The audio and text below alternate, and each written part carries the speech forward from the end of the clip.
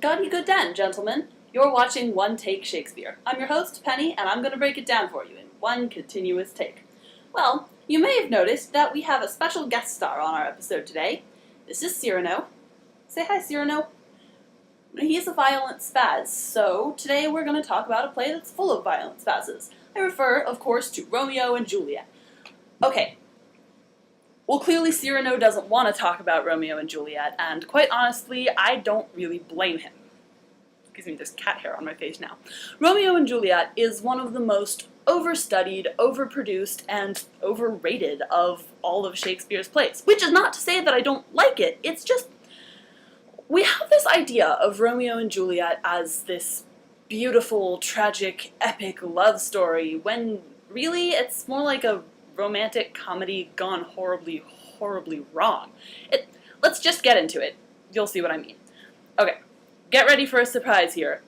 We don't know exactly when this play was written. One reference actually in the text puts it tentatively in 1591, maybe, but stylistically, it's a lot closer to plays Shakespeare wrote around 1594-95. One possible theory to explain this discrepancy is that maybe Shakespeare started writing it in 1591, but didn't finish it until a couple of years later.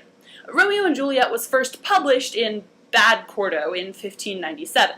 Then there were 3 more quartos before the first folio, then 1 more folio edition, another quarto, and 2 more folios, for a grand total of 9 editions?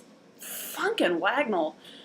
Anyway, the closest direct source for Romeo and Juliet is a narrative poem by a dude called Arthur Brooke, entitled The Tragical History of Romeus and Juliet. Shakespeare follows this poem pretty closely, but I should point out that it's a translation of a translation of an adaptation of an adaptation of a story based on a whole bunch of other stories, so yeah. Basically, we're just pretty confused about the whole history of this play. And this is what Shakespeare scholarship is like sometimes. There's just a whole bunch of stuff to slog through. When situations like this happen, I find it usually helps to just leave it alone for a while and look at the play itself. So, with that in mind, let's flee into the relative safety of the plot. Oh my god, I can't believe I just said that. Okay. In Verona, in Italy, Natch, because everything's in Italy, we have these 2 warring families, the Capulets and the Montagues.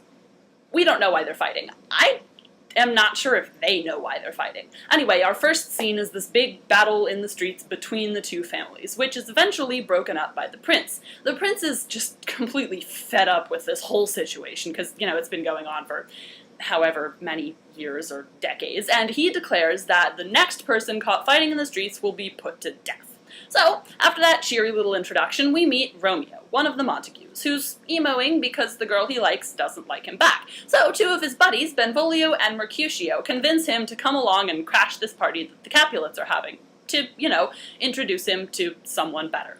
And they do. He meets Juliet, the daughter of Lord Capulet.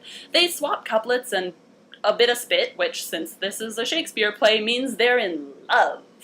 Now, this is a problem. Because, I mean, yes, there's the part where their families hate each other, but also Juliet is supposed to be engaged to this dude called Paris, who's related to the prince. But Romeo and Juliet decide that they're going to get married in secret anyway. So basically, immediately after this secret marriage, Romeo and his posse run into Tybalt, Juliet's cousin, who hates all Montagues, categorically, but especially Romeo.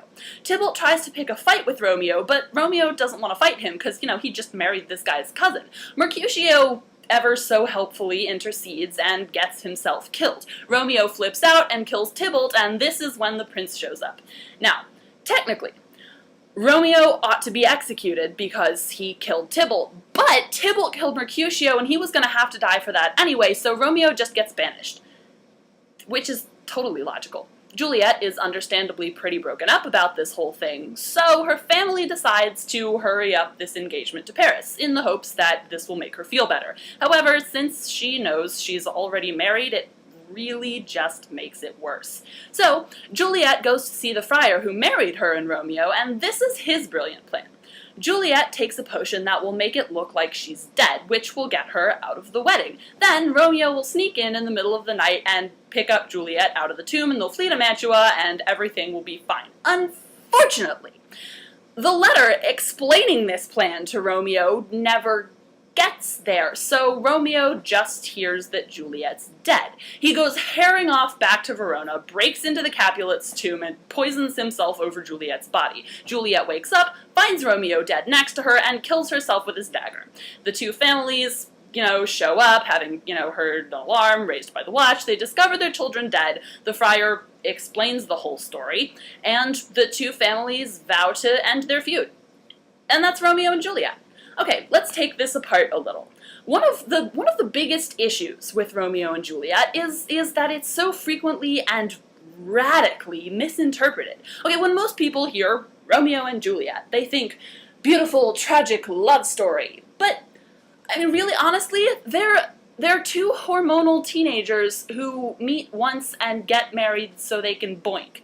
I mean, I think they have like all of 4 scenes together, not counting the one where they're not even conscious at the same time, and which is not to say that there can't be romantic scenes. I've seen them played completely straight and believable, but still, 4 scenes, that's not a lot. And somehow they've gotten established as this shining example of romance.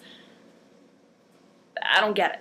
And then the other thing about Romeo and Juliet is that the romance and tragedy aspect tends to kind of overshadow the rest of the play. Romeo and Juliet is actually really funny up until, about halfway through the play when people start dying. The whole first half of the play is pretty much all banter and dirty jokes. Oh my god, so many dirty jokes. Like, if it looks like a dirty joke, it is. And if it doesn't look like a dirty joke, it probably still is. This is a dirty, dirty play. This aspect tends to get, glossed over in your average run-of-the-mill high school English class, which is not entirely surprising.